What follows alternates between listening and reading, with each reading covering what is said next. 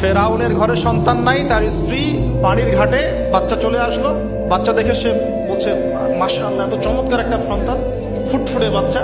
ফেরাউনের কাছে নিয়ে গিয়ে বলছে একে রেখে দেই, লা তাকতুলু, তাকে হত্যা করো না, আসা ইয়ানফা'না আও নাত্তাখিযাহু ওয়ালাদা, তাকে আমরা রেখে দেই, হয়তো সে উপকারে আসবে, অথবা কোনো আমরা তাকে সন্তান হিসেবে গ্রহণ করতে পারি। তো ফেরাউন কিন্তু খুব সতর্ক ছিল। তারপরে আল্লাহ পাক তারই ঘরে মূসা আলাইহিস সালামকে বড় করলেন, সুবহানাল্লাহ। আর মূসা আলাইহিস সালাম, ফেরাউনের স্ত্রী দুধও পান করছে না।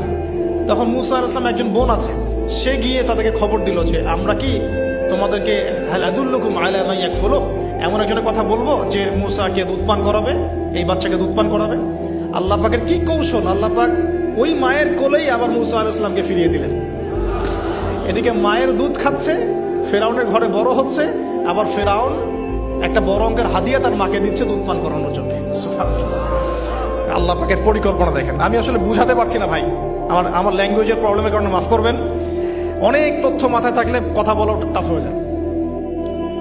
তো সুবহানাল্লাহ, আল্লাহ পাকের পরিকল্পনা দেখুন, যে নবী মুহাম্মদ সাল্লাল্লাহু আলাইহি ওয়াসাল্লামকে মক্কা থেকে তাড়িয়ে দিচ্ছে মানুষ, আল্লাহ রাব্বুল আলামিন সেই মক্কা নবীর পায়ের সামনে এনে দিলেন, সুবহানাল্লাহ, মাত্র 8 বছরের ব্যবধানে। যে বদর যুদ্ধে মুসলিমদেরকে একদম নিঃশেষ করে দেওয়ার প্ল্যান করা হয়েছে, ওই বদরেই আল্লাহ রাব্বুল আলামিন আবু জাহেলের মৃত্যু লিখে রাখলেন।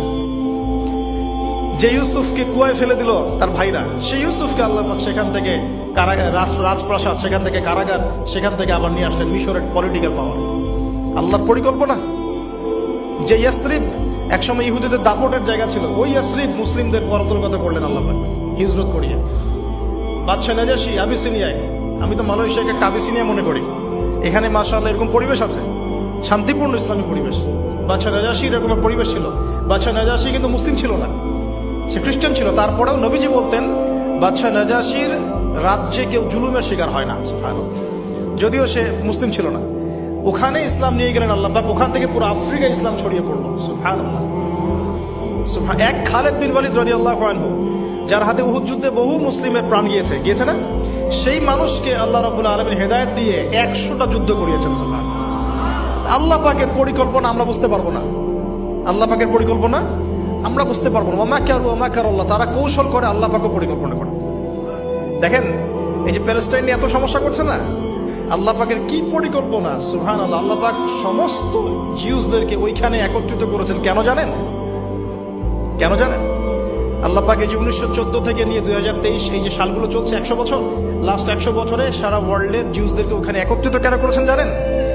যেইভাবে আল্লাহ পাক ফেরাউনের দলবলকে লোহিত সাগরে ডুবিয়ে দিয়েছেন, ওইভাবে আল্লাহ পাক প্যালেস্টাইনিদের সবাইকে ডুবাবে ইনশাআল্লাহ। এটা আল্লাহ পাকের একটা বড় পরিকল্পনা। এটা ওরা বুঝতে পারছে না, কিন্তু সময় সাক্ষী দেবে ইনশাআল্লাহ। দেখে নিন, আমরা 100% হলফ করে বলতে পারি এটা হবে ইনশাআল্লাহ। এই কারণেই লাস্ট এই যে অটোম্যানদের ডিফিটের পর থেকে নিয়ে 1970 থেকে নিয়ে যে first world war, second world war করতে করতে সব জায়গা থেকে জিউসরাকে একত্রিত করেছে এখানে, বিকজ অফ লাস্ট একটা সর্বশেষ একটা ম্যাসাকার আল্লাহ পাক করবেন এদেরকে ইনশাআল্লাহ। কার হাতে? ঈসা আলাইহিস সালামের হাতে। আমাদের উম্মতের মধ্যে কে নেতৃত্ব দিবেন? ইমামুল মাহদি, যার নাম হবেন মুহাম্মদ। তার নাম কি? মুহাম্মদ। তার বাবার নাম আব্দুল্লাহ, তার মায়ের নাম হবে আমিনা। এটাও ক্লোজিং টাইম। এখন আসুন, আল্লাহ পাকের কি পরিকল্পনা। যৌবন কালটা আল্লাহ পাক মূসা আলাইহিস সালামকে ফিরআউনের ঘরেই কাটালেন, এবং আল্লাহ পাক মূসা আলাইহিস সালামকে দুটো গুণাবলী দিয়ে বড় করলেন। দুটো গুণাবলী মনে রাখবেন। এক হচ্ছে কওয়ী, তিনি শক্তিশালী ছিলেন, ফিজিক্যালি অনেক শক্তিশালী ছিলেন। আমিন মানে বিশ্বস্ত ছিলেন, কওয়ীউল আমিন, মনে থাকবে ইনশাআল্লাহ। আমরাও আল্লাহর কাছে দোয়া করি, আল্লাহ আমাদেরকে কওয়ী বানিয়ে দিন এবং আমিন বানিয়ে দিন, আমিন। এবার যৌবনে উপনীত হয়েছেন, টকবকা রক্ত, বাইরে বের হয়েছেন। বাইরে বের হয়ে দেখছেন যে দুজন ব্যক্তি লড়াই করছে, ইয়াকতাতুলান রাজুলান ইয়াকতাতুলান, দুজন ব্যক্তি মারামারি করছে। একজন মিন শিয়াতি, তার বনু ইসরাইল কওমের মধ্যে, আরেকজন হচ্ছে আদুবি, তার শত্রুর মধ্যে। তো মূসা আলাইহিস সালাম গিয়ে সাহায্য করতে চাইলেন তার কম। আমরা বলি না দেশি ভাই সাপোর্ট দিই, তাই না? আচ্ছা, মূসা আলাইহিস সালাম গিয়ে সাপোর্ট দিতে গিয়ে শুনেন, ফাওয়াকাযাহু মূসা ফাকাদা আলাইহি, মূসা আলাইহিস সালাম মাত্র একটা ঘুষি দিয়েছেন, এক ঘুষিতেই ওই ব্যক্তি ডেড, স্পট ডেড। এই যে আমি গত একটা লেকচারে বলেছিলাম, চাইনিজ কন্টিনেন্টে যে মার্শাল আর্টস গুলো গড়ে উঠেছে, এই কোরআন থেকে গড়ে উঠেছে। তার আগে ওদের সভ্যতা ছিল, সংস্কৃতি ছিল, ঠিক আছে। এক ঘুষিতে মানুষ মারা যায়, এটা কোরআন বলেছে।